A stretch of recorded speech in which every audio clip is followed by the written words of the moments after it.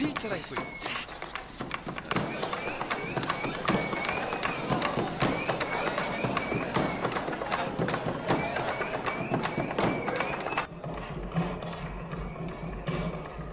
സാധനം എടുക്കും.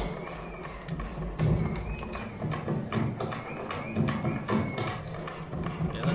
വാറ്റ് Wow. അടിപൊളിയാ.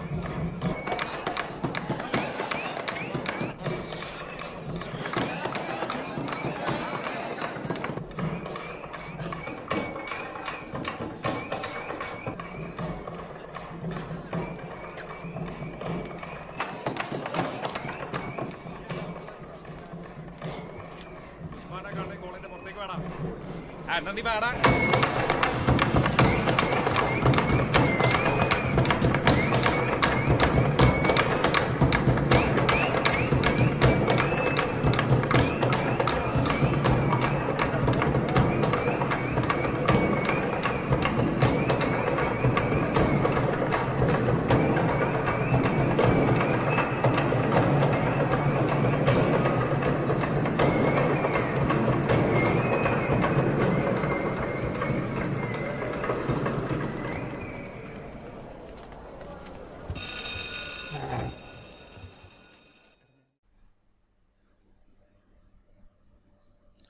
A shopkeeper labels the price of article 15% above the cost price.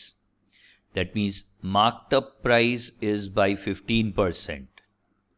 If he allows 5120 discount on an article of rupees 1,02,400, find his profit percentage. So what is the discount percentage given by him? Discount percentage is 5120 by 102,400 into 100, isn't it? Now this will go how many times? 5 times. Yes. So discount percentage is 5%. Now we need to find the actual profit. We know that formula to find actual profit is M minus D minus MD by 100. Here marked up price is 15%. And everything in this formula is in percentages. Whatever we will get in percentages. So it is 15 minus 5 minus 15 into 5 is 75 by 100. So 10 minus 0.75 will give us 9.25%. So actual profit is 9.25, that is in option C.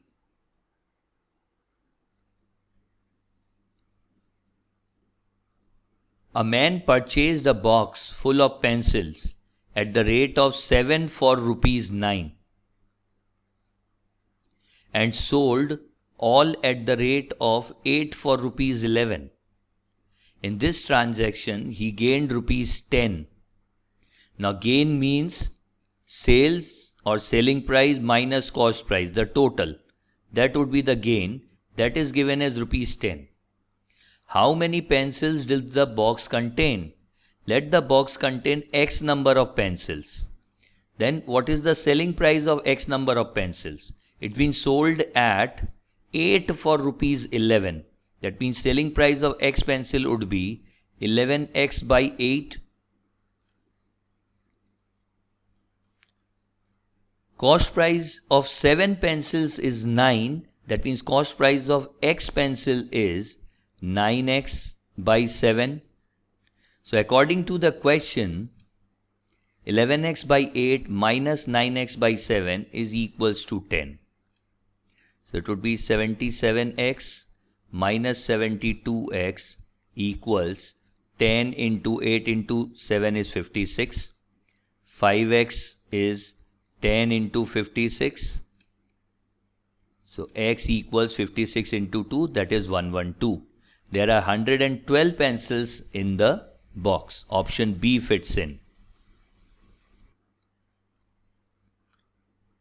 A jogger wants to save 1/4 of his jogging time. He should increase his speed by how much percentage? It's a peculiar question of TSD, and here we can use S1 T1 equals to S2 T2, because The jogging distance every time is same. So suppose today his speed is s and the time he takes is t. This should be equals to, today his speed is s1 new speed and the time he wants to take is 1/4 less than the previous time. That means 3/4 of the previous time. That is how he would be saving 1/4 of the time.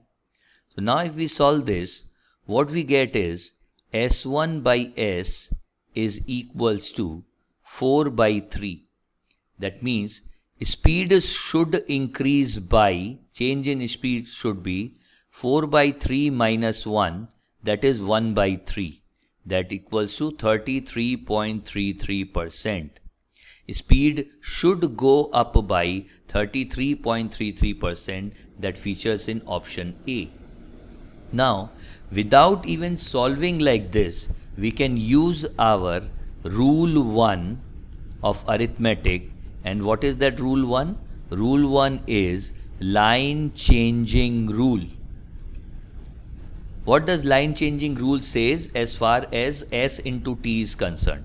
Since s into t is constant, and if according to this formula if I use, if t decreases by a by b, then s should increase by a upon b minus a. If time decreases by a by b, in this case time decreases by 1 by 4, speed should go up by 1 upon 4 minus 1, that is 1 by 3. We should always use line changing rule wherever p into q is constant and there is change in one variable which is affecting the other variable and the product remains same. So it says that if p goes up by a by b, q should come down by a upon a plus b.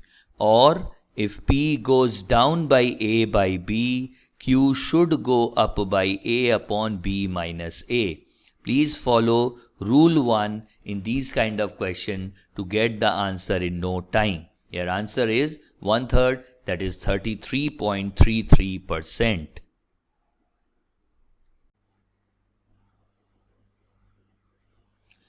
Two solutions have milk and water in the ratio 7:5 and 6:11.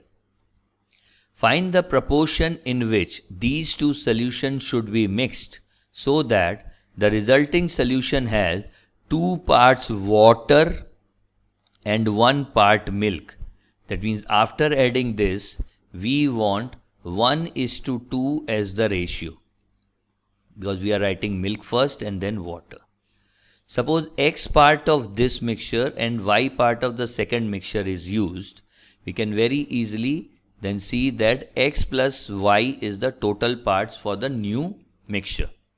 Now milk from mixture 1 is 7x by 12 and milk from mixture 2 is 6y by 17. So this should be equals to milk in the new mixture, that is 1/3 of x plus y. If we solve this, we can find the value of x is to y. Okay. 17 into 7 is 119x plus 72y into 3 equals 12 into 17 into x plus y. Okay. So how much is 12 into 17?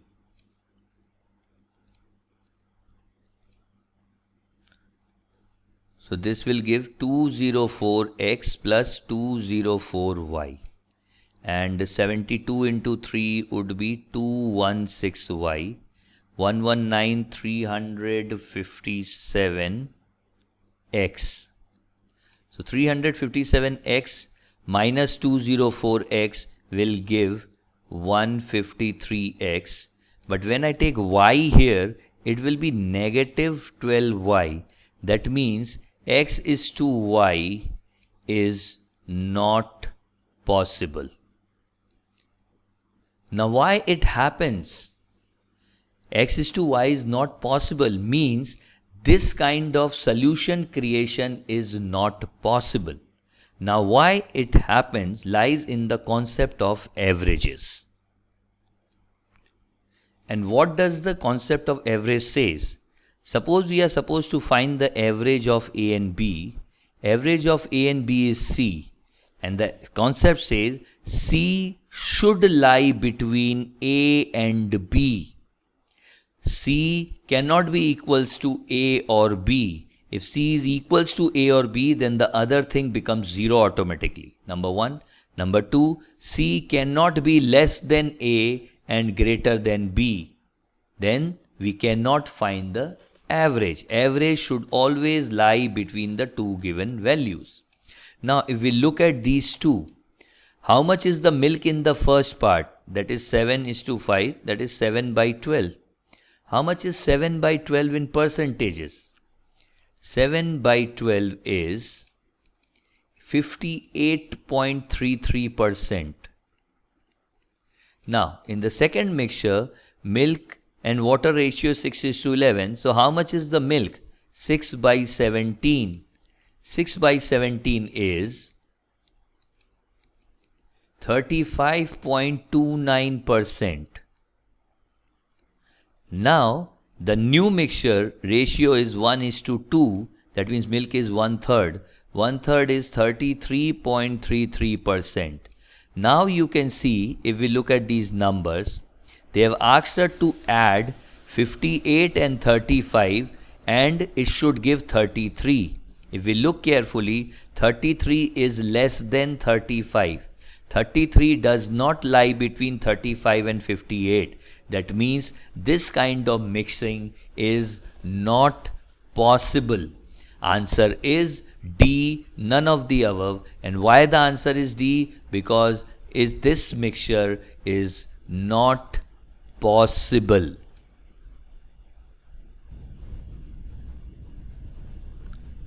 In a partnership, A invests 1/6 of the capital for 1/6 of the time. So we have capital and time.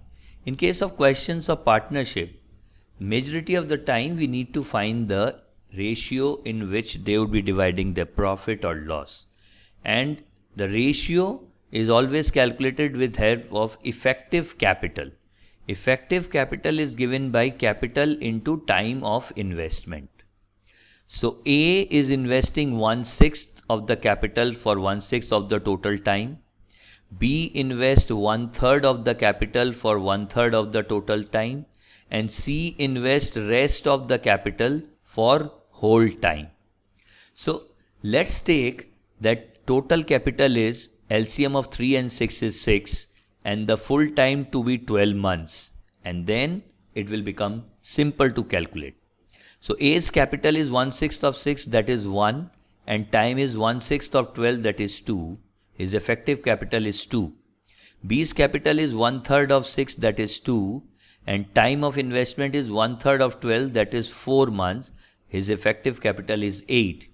Rest of the capital is 6 minus 1 minus 2, that is 3, and the full time investment is 12, that is 36. That means the ratio of investment of A, B, C, the effective capital ratio becomes 1:4:18. 2,836 divided by 2 will give 1:4:18. Now, out of a profit of 46,000, what is B's share? So B's share would be 4 upon 18 plus 5 is 23 into 46,000. So that will give us 4 into 2,000, 8,000. B's share is 8,000, that is in option C.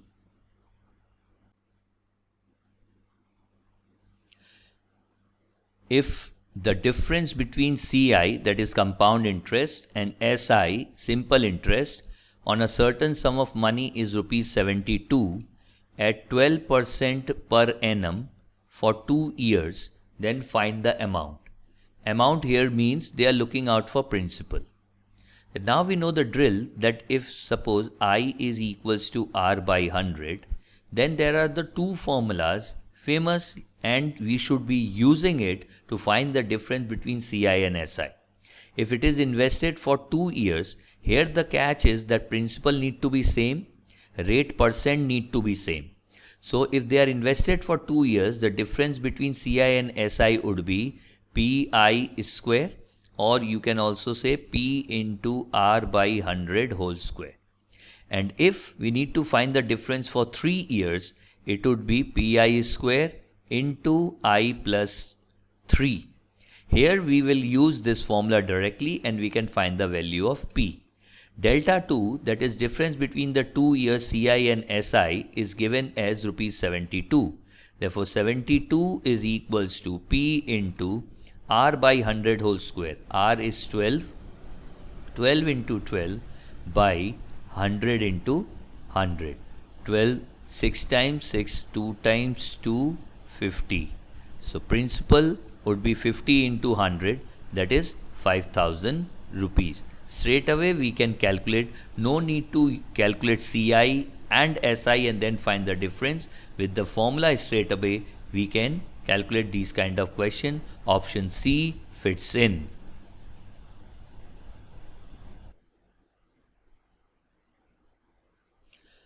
A part of rupees 38,800 is let out at 6% per 6 month simple interest.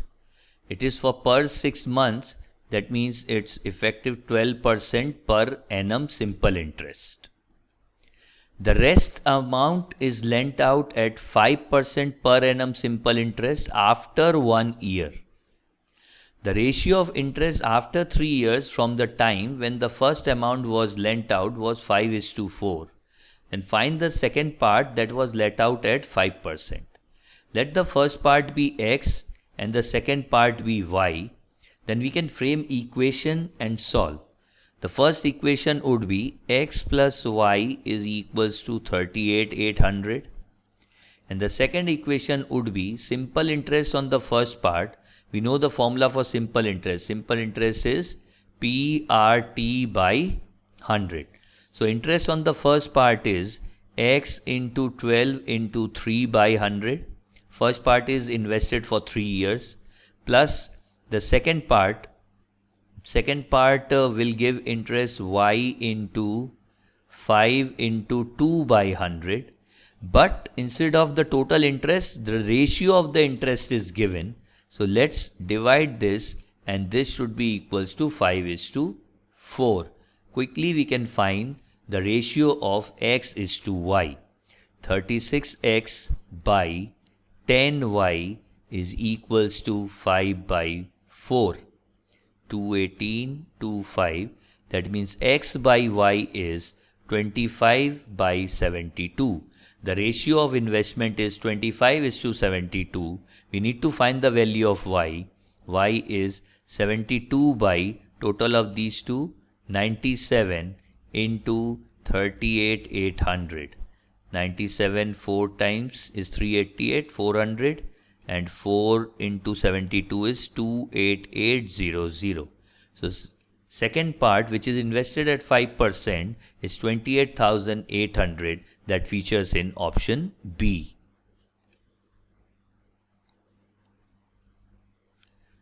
A student marks were wrongly entered as 83 instead of 63. Stop. That means there is error of 83 minus 63, that is plus 20 points. Actually, the total have increased by 20 points. Due to that, the average marks for all the class got increased by half. Now we know that number into whatever is the increase, it increased by half, should be equals to the error points. Now the question is the number of students in the class, that is taken as n. N into increase in average is equals to the total error. Therefore n is equals to 20 into 2, that is 40.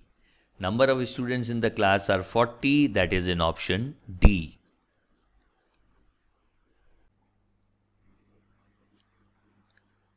Okay, a question from time and work and without a question on time and work are test cannot be completed. 25 men and 52 women do a piece of work in 12 days. Let us suppose 25 men is a group called A and 52 women is a group called B. And they can do a piece of work in 12 days together. That means A plus B can complete the work in 12 days. They started the work. After 8 days, all women leaves. All women means B, the group B leaves. That means A and B work for how many days? They work together for 8 days. In 8 days, what is the work done by A and B? Work done by A and B in 8 days is 8 by 12. That is 2/3 of the work. 2/3 of the entire work is finished by them in 8 days. Now what happened? After 8 days, all women leaves. That means group B leaves. And the remaining work is completed by 25 men. 25 men means group A in 6 days. What does it say? It says that 1/3 of the work is completed by group A in 6 days. That means if they are working on the entire work, one work would be completed by this group in 6 into 3, that is 18 days. If only group A is working, they would have completed the work in 18 days. Now the question is, what if 26 women want to complete the entire work? How much time they will take? Answer lies here.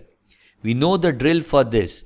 If A plus B takes 12 days and A alone takes 18 days, then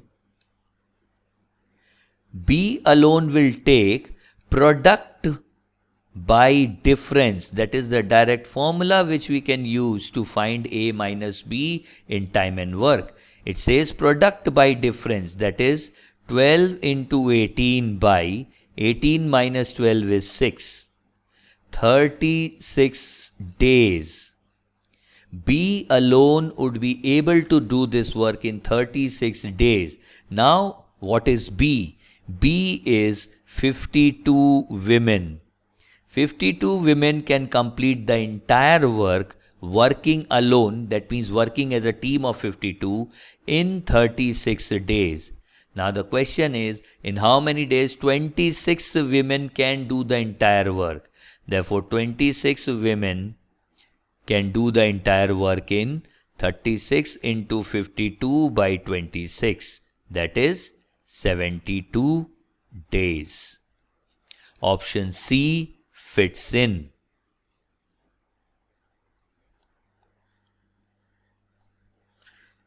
Okay, and again a question from time and work. Here pipes and cistern we have a tank and few pipes. An empty tank be filled by an inlay pipe A in 42 minutes. A is inlay pipe. It can fill the tank in 42 minutes. After 12 minutes, an outlay pipe B is opened, which can empty the tank in 30 minutes. B is negative 30-minute pipe. After 6 minutes, another inlay pipe C is opened into the same tank, which can fill the tank in 35 minutes. C is an inlay pipe plus 35 minutes. And the tank is filled. Find the time taken to fill the tank. Now, what is the time of work of these pipes? If time taken to fill the tank is X minutes, then we can say that A worked entirely for X minutes. B was opened after 12 minutes. That means B worked for X minus 12 minutes. And C was opened after 6 minutes. That means C worked for X minus 18 minutes. Now, if we use the day work format means time work format. The work done by A in X minutes is X by 42. Work done by B in X minus 12 minutes is minus X minus 12 by 30. Why? Because it is an outlay pipe. it won't be adding up to the work, but it would be reducing the efforts put in by A and C on the work. C is an inlay pipe but worked for x minus 18 minutes. So it would be plus x minus 18 by 35 is the work done by C. Now work done by A, B, C should be equals to total fraction of the work done, that is 1. Now if we solve this, we can easily find the value of x. So LCM is 210, that is 5x minus 7x plus 84. This is 6 times plus 6x minus 108 is 1. 5 minus 2, 6, 4. 4x minus 24 is 210. That is 234. So x is 234 by 4. That is 58.5. 58.5 minutes that feature in option B.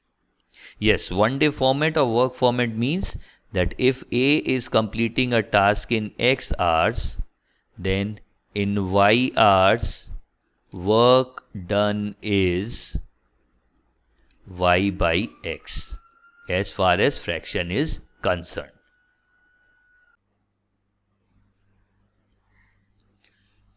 What is the sum of the numbers between 300 and 400 such that when they are divided by 6, 9 and 12, they leave same remainder 4 in each case? Now how to start with this sum? First, find the LCM of all the divisors. We need LCM of 6, 9, 12, that is 36. That means the number we are looking out for is divisible by 36. That it is divisible by 6, divisible by 9, divisible by 12 also. It is divisible by 36.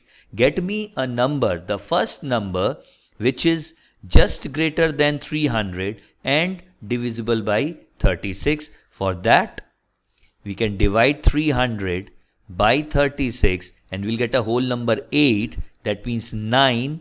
36 into 9 gives 324. So 324 is the first number in this range 300 to 400 which is divisible by 36. Next number is 360 which is divisible by 36. Next number is, if we add up 36, 396 in this range which is divisible by 36. But we don't need the number which are only divisible by 36. We need the number which are divisible by 36 and leave remainder 4 in each case. That means now we'll add up 4 to these. When we are adding 4 to these, the first number in our list is 328. Second number in our list is 364. And the third number in our list is 400. But we will not take 400, we will not consider 400 because it is clearly given that what is the sum of the numbers between 300 and 400. When it is given between 300 and 400, 300 and 400 shall not be included. So our final answer is just we need the sum of 328 and 364, that is 12196, 692, which features in option C.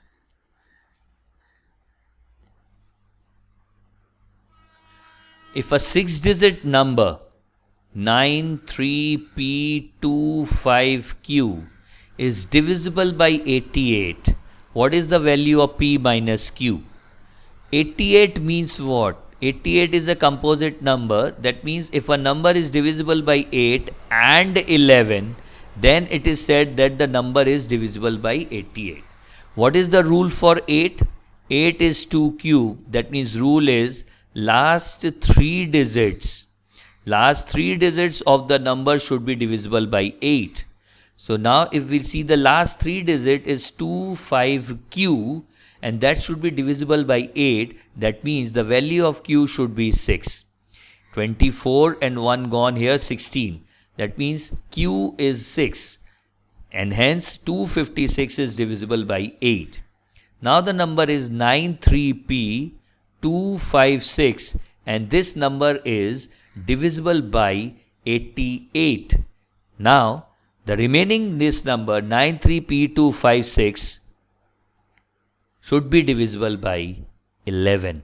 And what is the drill for 11? Add up the odd position digits, subtract it from the even position digits, that should be equals to 0 or divisible by 11. Now we have 9 plus p plus 5. That gives us what? 14 plus p minus 3 plus 2 plus 6. That gives us 11. So this is 3 plus p. What should be the value of p so that 3 plus p is divisible by 11? We'll get p equals to 8 because 8 plus 3 is equals to 11. That means p is 8, q is 6 and the number 938256 is divisible by 88. Now the question is, find the value of p minus q. P minus q is 2, that is in option C. The letters of the word women are written in all possible orders, and these words are written out as in a dictionary. Then the rank of the word women is, first of all, there is 1, 2, 3, 4, 5. We can have factorial 5, that is 120 words out of this. Now if we want to arrange all 120 words, then what would be the rank of the word women in that particular arrangement? Let's first write these in alphabetical order. A will come first, then M, N, O, W. All the words which start with A, that is 24 factorial 4, would be featuring before our word women, isn't it?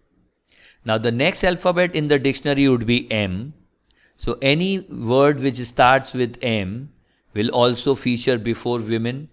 N, all 24 words should start before women, and words starting with O, that would be 24 again, should also feature before women. So 24 into 4, these are 96 words which starts with A, M, N, O should feature before the word women in the dictionary. Now we will start with W. Now the words will start with W. Once W is done, which would be the next alphabet in this list? A will come first. We don't need this because we need the word women. WA. How many words will start with WA? Factorial 3, that is 6. Then WM will feature before women, 6 words. WN will also feature before women, 6 words. Then will come WO and we require an O. After O again, alphabet A will feature first and we don't need this too. Then after A will come M. We need women. Yes, M should be there after O. Now after A should feature. We also need this in our list, and after A, N should feature. Now this is counted as 1. So these many 18 and 20 plus 96, that means 116 word should feature before the word women in the list. Therefore, the rank of the word women is 116 plus 1, that is 117. 107th word in the list is the word women. Option B fits in.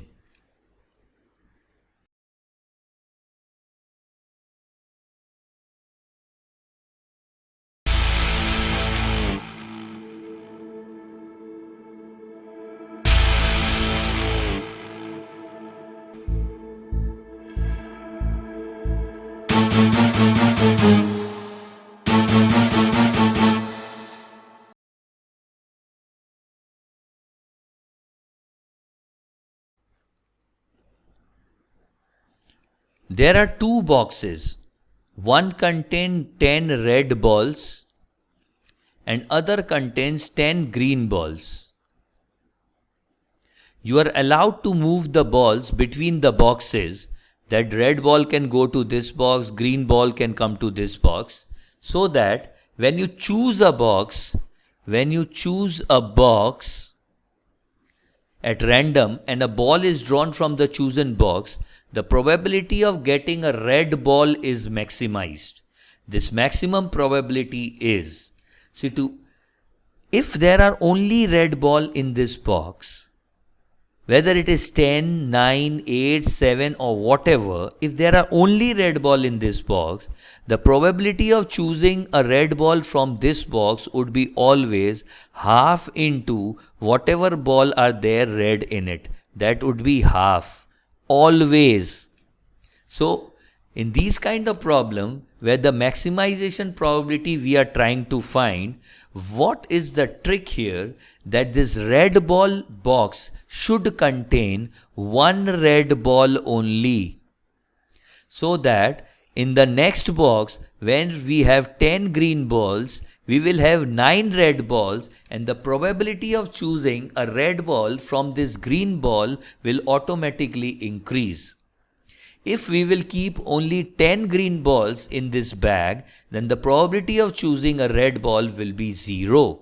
So to increase the probability of choosing a red ball from the second bag, we should try to give as much maximum red balls in this bag. And we also know that if there is even one red ball in the first bag, the probability of choosing a red ball from the first bag will be always half. But when we give 9 red balls to the second bag, the probability of choosing a red ball from the second bags comes down to 12 into 9 by 19, that is 9 by 38, which is obviously more than 0. So the total probability that you will get a red ball and the maximum of it would be half plus 9 by 38. We take LCM 38, it would be 19 plus 9, that is 998, 28 by 38, that is 14 by 19, and that features in option C. A peculiar question which need to be done with help of Venn diagrams obviously, and we need to be quick while putting up these values. A survey made among 280 college students. So we have total of 280 students. Highlighted the following fact. 50 students are from village and they come by bus and takes canteen lunch. So we have 3 types of students. Coming from village, coming by bus and taking canteen lunch, and that is 50. 110 students are from village and takes canteen lunch. Village and canteen lunch, this portion is total 110. 50 already gone in this area, so this should be 60.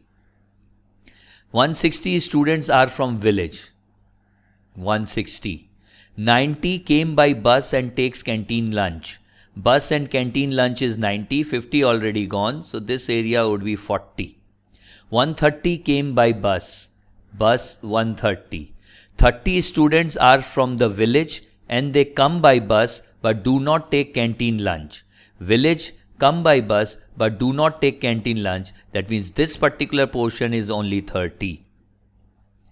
50 students are not from village, do not come by bus and do not take canteen lunch. This outside area of these 3 circles would be 50. Find the number of students who take canteen lunch. We need the total of L. We can start filling up these empty spaces. This total space for village should be 160. That is 60.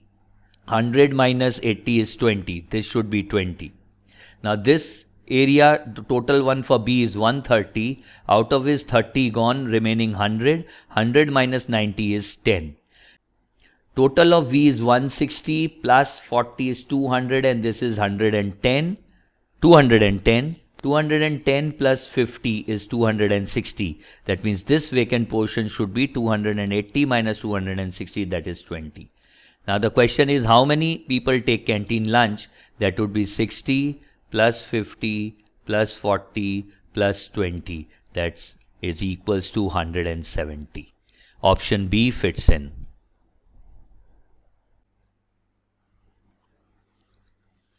There are 8436 steel balls stacked in a pie with one ball on the top, 3 balls in the second layer, then 6 balls in the third layer, 10 balls in the fourth layer, and so on. Find the total number of layers. If we look at how these piles are created, we can see that here 1 plus 2 is 3, then 3 plus 3 is 6, 6 plus 4 is 10. That means addition is moving in AP, 2, 3, 4, and then the next one would be 15 and so on. Now we need to find the total of these till n terms, and the total till n terms should be equals to 8436, and based on that we need to find the value of n. Looking clearly at these number, 1 is 1, 3 is 1 plus 2, 6 is 1 plus 2 plus 3, 10 is 1 plus 2 plus 3 plus 4, we can get this knowledge that these numbers are nothing but triangular numbers. And this is a triangular number series. Triangular number series moves like 1, 3, 6, 10, 15, the next would be 21 and so on. And sum of n terms in a triangular number is given by n into n plus 1 into n plus 2 divided by 6. This is the formula to find sum of n terms in a triangular number. We can have a quick check to check this. Like sum of first 3 triangular number is 10. If I put n equals to 3, it would be 3 into 4 into 5 by 6. That will give us 10. Okay, we need to just know that this is the formula to be used to find sum of n terms if the series is a triangular number series. To know more about the triangular number series, I'll put the link of triangular number video in the description. Please check it out. Now, according to the given sum, n into n plus 1 into n plus 2 by 6 is equals to 8436. So now the smart way is we can try putting up the values of n given in the options, and we will check for which value of n this actually fits in. So if I put n equals to 36, let's see what we'll get. 36 into 37 into 38 divided by 6 is 8436. That means n is equals to 36. Option B fits in. Still, please go through the triangular number concept in detail, where everything is mentioned about triangular numbers and different questions which can be asked on triangular numbers. We should do that too. A number is formed by writing the first 24 natural number consecutively. Okay, the number is 1, 2, 3, 4, 5, 6, 7, 8, 9, then 10, 11, 12, 13, 14, 15, 16, 17, 18, 19, 20, 21, 22, 23, 24. This is the number. What will be the remainder if the number is divided by 9? And what is the rule for checking whether a number is divided by 9 or not? Sum of digits should be divisible by 9. That is the basic process. Next process is keep on adding the digits, and once you get something which is divisible by 9, leave it and then again start adding up. It will, at the end, whatever number you get is the remainder. That is the same thing when you add up all the digits divided by 9, or keep on adding up the digits. Once you get a number which is divisible by 9, leave the total and start afresh. 1, 2, 3 till 9 is 45, which is divisible by 9. I'll leave it. Then 1, 2, 3, 4, 5, 6, 7, 8, 9. Done. Now again 0 to 9. Done. 45 out. Then we are left with 1 here. Then 2, 2, 2, 2, 2, 10 when divided by 9 will leave remainder 1. 1, 2, 3, 6, 10 when divided by 9 will leave remainder 1. So we are left with 1 plus 1 plus 1, that is 3. That is the remainder which we will get when this number is divided by 9, and that is answer D. Find the number of trailing zeros at the end of this expression, and the expression is given in the form of factorials. Factorial 1 into factorial 2 into factorial 3. Now to understand this, how to find the number of trailing zeros, we need to understand first concept, which is if I multiply 10 into 10, I'll get 100. That means when I multiply a number which ends with 1 0 with a number which ends with another 1 0, we'll get a number which ends with 2 zeros. That means it is simply 1 plus 1, that is equals to 2. That is the first understanding. That means again, if I multiply a number which ends with 1 0 with a number which ends with 3 zeros, I'll get a number which ends with 1 plus 3, that is 4 zeros. First, think first. Second, how to find a number, or how to find number of trailing zeros at the end of factorial n. Let's take up an example. For this, suppose I want to find the number of trailing zeros at the end of factorial 100. And the small process is just keep on dividing 100 by 5. Divide 100 by 5, you will get 20. Now again divide 20 by 5, you will get 4, and you need to stop. Why you are stopping here? Because you cannot further divide 4 by 5. Now leave 100 and add up this. 20 plus 4 is how much? 24. That means factorial 100 ends with 24 zeros.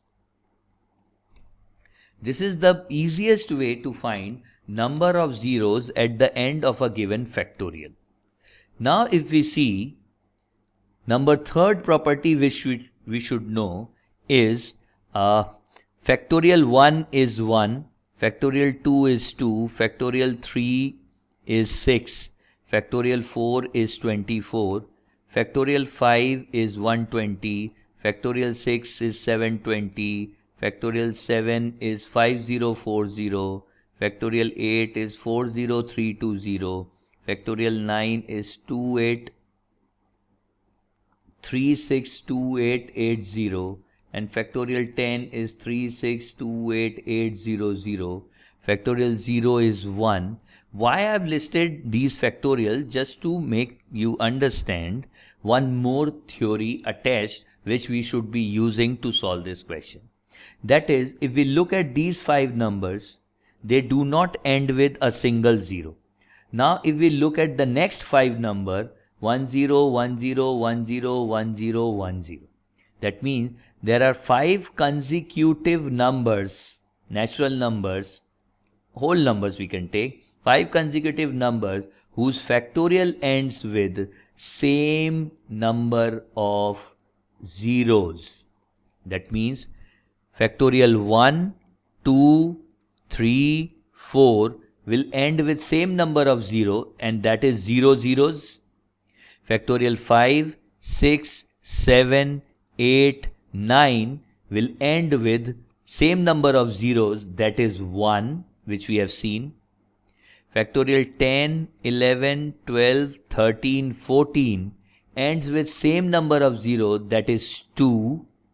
Again, when we move on to 15, 16, 17, 18, 19, they also ends with same number of zeros, that is 3. You can check, 15 divided by 5 is 3. 20, 21, 22, 23, 24 factorial ends with same number of zeros, that is 4. 25, 26, 27, 28, 29 factorial ends with how many zeros? We can check here. 25 when divided by 5 is 5. 5 when divided by 5 is 1. That means factorial 25 ends with 6 zeros. And if factorial 25 ends with 6 zeros, 27, 28, 29, 26, 27, 28, 29 also ends with 6 zeros.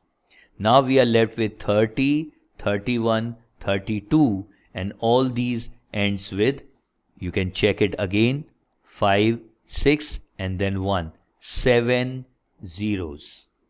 Now, once we have this, we can find the number of trailing zeros at the end of this. These 4 factorial will give no effect for the zeros because they individually ends with 0 number of zeros. 5, 6, 7, 8, 9 all ends with 1 0. That means when factorial 5, factorial 6, 7, 8, 9 is multiplied, its product will end with 5 zeros. These all give 2 zeros. Their product will end with 10 zeros. These all gives 3 zeros. It will end with 15 zeros. It will end with 20 zeros. It will end with 30 zeros. And here it will end with 7 into 3, that is 21 zeros. Now when all these numbers are multiplied, number of trailing zeros at the end would be 15, 30, 50, 101, 101 zeros. This expression ends with 101 zeros. Option C is the answer.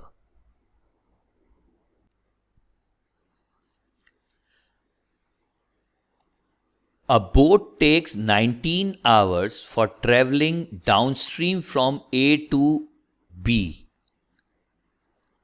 This is A, this is B, downstream, and coming back to point C midway between A and B and going back to point C. So let this distance be D, then this is also D. So total distance traveled is 3D. If the velocity of the stream is 4 kph and the speed of the boat in still water is 14 kph, what is the distance between A and B? So we know that when we are going downstream, our speed is 4 plus 14, that is 18 kph. And when we are going upstream, our effective speed is 14 minus 4, that is 10 kph. Now, we know that time is equals to distance by speed. So, t1 plus t2 is 19. t1 time is 2d divided by speed. Effective speed going downstream is 18. Plus d divided by effective speed upstream is 10. That is equals to 19. d upon 1 by 9, LCM 90. 10 plus 9 is 19. Therefore, D is 90 kilometers. What is the distance between A and B? Distance between A and B is D plus D, that is 2D. 2D equals 180 kilometers, and that is in option B. Again, a peculiar standard question from TSD. If a man cycles at 10 kph, then he arrives at a certain place at 1 p.m. If he cycles at 15 kph, he will arrive at the same place at 11 a.m. That means obviously quicker than the 10 kph speed. At what speed must he cycle to get there at noon? Now, we can use a direct formula for this, and this says that d into mod s1 minus s2 upon S1 into S2 is equals to difference of time. If we take the first case, d into 10 minus 15 is 5 upon 10 into 15 is 150 equals difference in time 1 p.m. and here it is 11 a.m. So difference in the reaching time is of 2 hours. So from here what we'll get is the distance which he is traveling, that is 60 kilometers. Now it is asked that at what speed must he cycle to get there at noon. So let me take at 11 a.m. he is cycling at 15. If he is cycling at x, he will reach by 12. Again we can use this formula.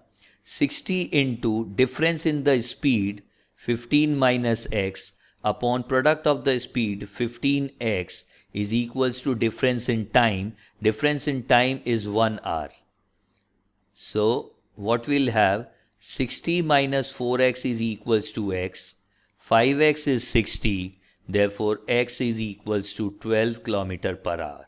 If he is driving or cycling at a speed of 12 km per hour, that is in option B, he would be getting there by noon. Please remember this short formula which we can use in tackling these kind of difference in time and different in speed type of questions. Kanchan throws 2 dice and her score is the sum of the values given. That means the sample space for Kanchan would be from 2, 3, 4 till 12. Divya throws 1 die and her score is the square of the values given. That means Divya's sample space would be 1 square, that is 1, 4, 9, 16, 25 and 36. This is a sample space for Kanchan and this is sample space for Divya. What is the probability that Divya's score will be strictly higher than Kanchan's score? D, K, and here we will calculate probability. If Divya's score is 1, then Kanchan scores would be what? Kanchan scores would be nothing. Because Divya's score need to be strictly higher than Kanchan's score and Kanchan minimum score is 2. That means this 1 cannot be come into consideration. Now if Divya score 4, Kanchan need to score 2 or 3. If Divya score 9, Kanchan scores maybe from 2, 3, 4, 5, 6, 7, 8. If Divya score is 16, Kanchan score can be anything from 2 to 12. For 25, Kanchan score can be anything from 2 to 12. For 36, Kanchan score can be anything from 2 to 12.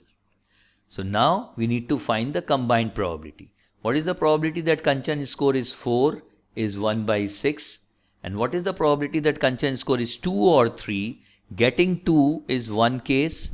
Getting 3 is 2 cases. So 1 plus 2 is 3. That would be 3 by 36. That would be total 3 by 216.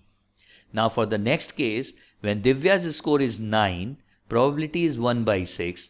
What is the probability that Kanchan will score either 2, 3, 4, 5, 6, 7 or 8? We know this 2, 3, 4, 5, 6, 7, 8, 9, 10, 11, 12.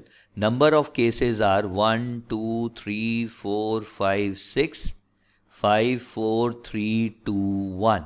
So from 2 to 8, what is the total? 3, 6, 10, 15, 21, 21 and 5 is 26. So Kanchan's probability would be 26 by 216. That would be 26 by, this would be 26 by 36. That would be 26 by 216. Now, 16 is scored by Divya, probability is 1 by 6. 2 to 12, any score by Divya is again 36 by 36. So it would be again 36 cases. Here also 1 by 6 into 36 by 36. 36 cases. Here also 1 by 6 into 36 by 36. It would be again 36 by 216. All are this by 216. So total probability is adding up the cases 3 plus 26 plus 36 plus 36 plus 36 and this total would be 36, 72, 6, 6, 12 and 3 is 15, 1, 4, 5, 6, 7, 137. So the required probability is 137 by 216. Divya's score will be strictly higher than Kanchan's scores. Option A.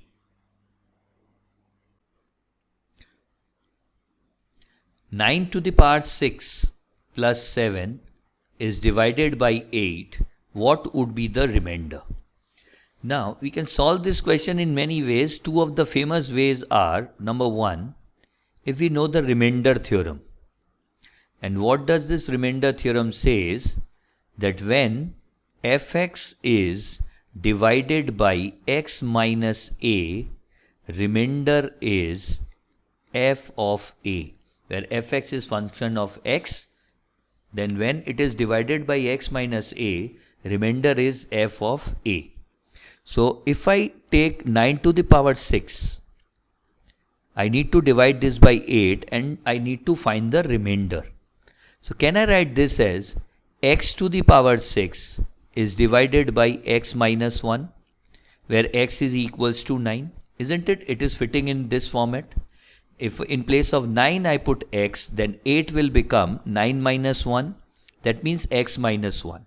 Now if x to the power 6 is divided by x minus 1, remainder would be f of 1, that is 1 to the power 6, and that is 1.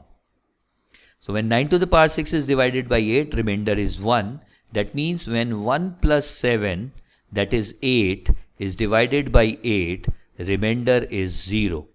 So the answer to this question is remainder is 0, that is in option A. Good. We can also use one more concept, and this says that a to the power n minus b to the power n is divisible by a minus b. Like a square minus b square, a minus b is one of the factor, and a cube minus b cube, a minus b is also one of the factor for a cube minus b cube. So a to the power n minus b to the power n is always divisible by a minus b. Now can I write 9 to the power 6 plus 7 as 9 to the power 6 minus 1 to the power 6 plus 1 to the power 6 is 1 plus 7. So this becomes 9 to the power 6 minus 1 to the power 6 plus 8. Now 9 to the power 6 minus 1 to the power 6 is divisible by 9 minus 1, that is 8. So this portion is divisible by 8 and 8 is also divisible by 8, hence remainder is 0. So these two concepts are actually very handy when we are solving question to find remainder of these kind.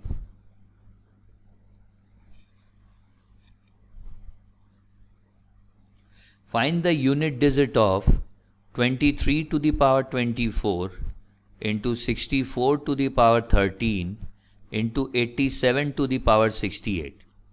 By unit digit we mean that when we multiply these, what would be the last digit of this number or the first digit from the right. Now the pattern to find the unit digit is very simple. Whatever be the number and whatever be the power, step 1 clearly follow divide power or index by 4. When you divide any number by 4, you will get remainder. Either you will get remainder 1 or 2 or 3 or 0. So if you get the remainder 1, convert your power into 1.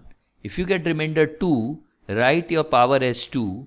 If you get remainder 3, write power as 3. And if you get remainder 0, write power as 4. Okay.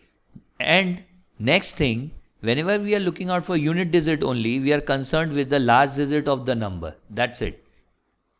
We are not concerned with 23, we are concerned with 3 only, 4 only and 7 only. Now we have 3 to the power 24. 24 when divided by 4 leaves remainder 0. That means this 24 will become 4 now. 4 to the power 13.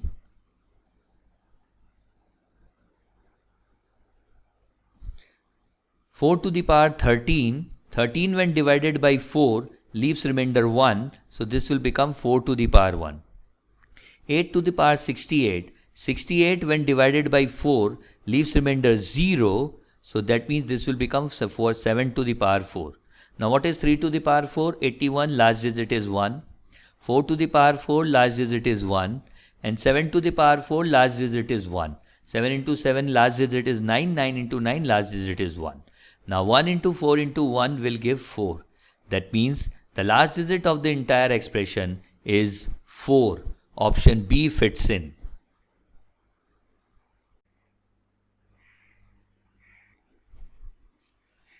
The charges of a hired car are rupees 7 per kilometer for the first 80 kilometer, rupees 5 per kilometer for the next 60 kilometer. So first 80 kilometer is at the rate 7, next 60 kilometer is at the rate 5, and rupees 11 for every 5 kilometer. 11 by 5 would be how much? 2.2. 2.2 rupees per kilometer for any other kilometer or further journey. If the charges for the journey is rupees 1212, what is the distance travelled in the journey? Let the distance travelled in the journey is x kilometers, and since it is 1212, let us see that how much is 80 into 7. 80 into 7 is 560. It is more than 1212. 1212 is more than 560. 60 into 5 is 300. When we add up, we get 860. And 1212 is greater than 860. That means kilometer, that is the distance travelled in the journey, is more than 140 kilometers. Fine. So let it be x. So what we get in the equation? 560 plus 300 is 860 plus x minus 140 into 2.2 is equals to 1212. 1212 minus 860 is equals to 352.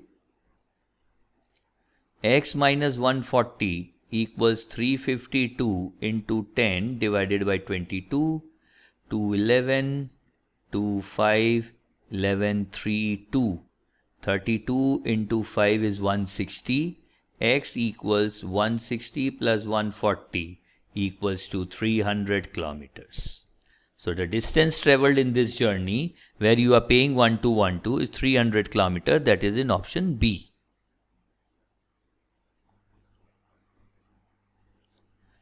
A question from time and work. Okay, what is the relationship between time and work? Time and work are inversely related to each other. Okay, means what? Time and work here means I am talking about per day work. If I increase my per day efficiency, the time taken would decrease, and if I decrease the per day efficiency, time taken to complete the entire work will increase, isn't it? Now it's given that A can do as much work in 2 days as B can do it in 3 days. That means 1 day work ratio of A and B is inverse ratio of 2 and 3. That means it is 3 and 2. You can also think like this. In 2 days, if A is producing 3 units per day, in 2 days A would be producing 3 into 2, that is 6 units. Similarly, if B is producing 2 units per day, in 3 days B would be producing 2 into 3, that is 6 units. Now, I hope this is clear. With B and C, what is the ratio? B can do as much work in 4 days as C in 5 days. That means ratio of 1 day work of B and C is in the ratio 5:4. Now we can find the combined or the joint ratio. 3:2 joint with 5:4 would be 3 into 5, 15, 5 into 2, 10, and 2 into 4 is 8. This is the ratio of 1 day work. That means if I take common ratio as 1 unit, in 1 day, if A, B, C are working together, they will produce 15 plus 10, 25 plus 8, 33 units. So 1 day production of A plus B plus C is 33 units. A piece of work takes 20 days if all work together. That means in 20 days they are producing 660 units. So the work is to produce 660 units. How long would B take to do all the work by himself? If B wants to produce 660 units by himself at the rate of 10 units per day, B would take how many days? 66 days to complete this work. Option C fits in. The sum of rupees 1000 after 3 years at CI, compound interest 10% per annum, becomes a certain amount. Stop. Formula to find amount is P into 1 plus I to the power n, where I is R by 100. So 1000 rupees after 3 years will become 1000 into 1 plus 10% means 0.1 to the power 3. That is 1000 into 1.331, 1331. Now that is equal to the amount that is the result of 3-year depreciation from rupees 1728. Now depreciated value is given by initial value, let it be capital D, into 1 minus D to the power n, where D is the depreciation rate, by 100. We need to find the value of D because small d, because that is missing. Now capital B is equals to 1331 because A is equals to V. D is 1728. So we can say 1331 is equals to 1728 into 1 minus D to the power 3. 1 minus D whole cube would be 1331 by 1728. That is 11 cube by 12 cube. If we take cube root on both sides, 1 minus D is 11 by 12. That means D equals 1 minus 11 by 12. That is 1 by 12. So 1 by 12 in percentages is 8.33%. Depreciation rate is 8.33% and compounding rate is 10%. Question is, find the difference between the rates of CI and depreciation. That is 10 minus 8.33. That equals 1.67%. That features in option B. Thank you everyone for participating. I'm Mohit Jain signing off from MJ's Maths and Stats. That's MJ Magic Studio to you, and I'll see you soon. Thank you.